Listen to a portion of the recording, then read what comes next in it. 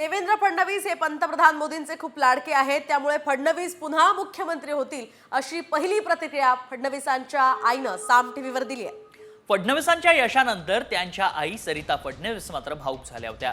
निकालानंतर फडणवीसांनीही पहिला फोन आपल्या आईलाच केला होता आणि त्यातच त्यांनी ही प्रतिक्रिया दिल्याचं आपण पाहतोय.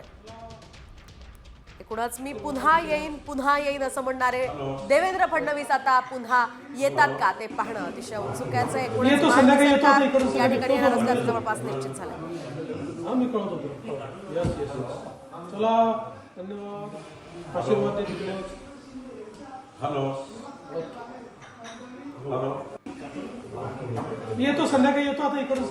कसं पाहता आई तुम्ही?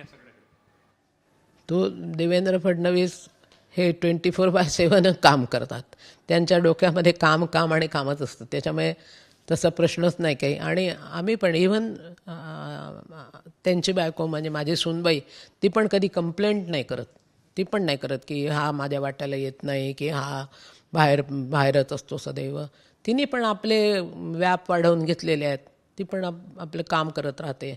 त्याच्यामुळे आमच्या घरात देवेंद्रच्या या सगळ्या याचा कधीच कोणाचा म्हणजे नकारात्मक हे होत नाही. म्हणजे कुठेतरी देवेंद्र फडणवीस यांना फक्त समाजसेवेसाठी सोडलेलं आहे घरच्यांनी सगळ्यांनी. खरी गोष्ट आहे, सगळ्यांनी सोडलेलं आहे, वादच नाही त्याच्याबद्दल. आम्हाला फक्त तो एकदा सकाळी घरून काहीतरी खाऊन जावं एवढी इच्छा असते. दिवसभर तो माहीत आहे की त्याला काही वेळ मिळत नाही आणि रात्री कमीत कमी 4 तास त्यांनी झोप घ्यावी असं वाटतं, बस. बाकी काही नाही. हा सगळा पूर्ण वेळ त्याचा देशसेवेसाठी आणि याच्यासाठी असतो. जो विजय मिळाला तो विजयाकडे कसं पाहतं? राज्याचे मुख्यमंत्री त्यांच्याकडे जावं असं सगळ्यांची इच्छा, कार्यकर्त्यांची. आई म्हणून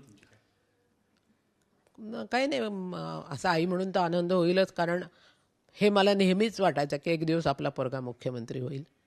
त्याच्यामुळे प्रश्न नाही आणि यावेळेस होईल असं मला वाटतं, कारण सगळ्यांचं त्याच्याबद्दल सगळ्यांचं प्रेम आहे त्याच्यावर. म्हणजे शासनातलंही सगळ्यांचं प्रेम आहे त्याच्यावर, असं काही नाही.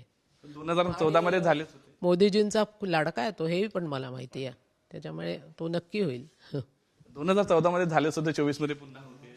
हो, मग काय तर तेच तर केवढी महत्वाची गोष्ट आहे ही. यशाला कसं पाहता तुम्ही? यशाकडे काय अद्भुत म्हणून पाहते, अद्भुत. दुसऱ्यांदा, कारण यावेळेस खूप कॉन्ट्रोव्हर्सीज भरपूर होत्या, त्यामुळे जे यश मिळालं त्याच्याकडे मी अद्भुत म्हणूनच पाहते. व्हिडिओ जर्नलिस्ट अशांत रंगारीसह पराग डोबडे, साम टीव्ही न्यूज, नागपूर.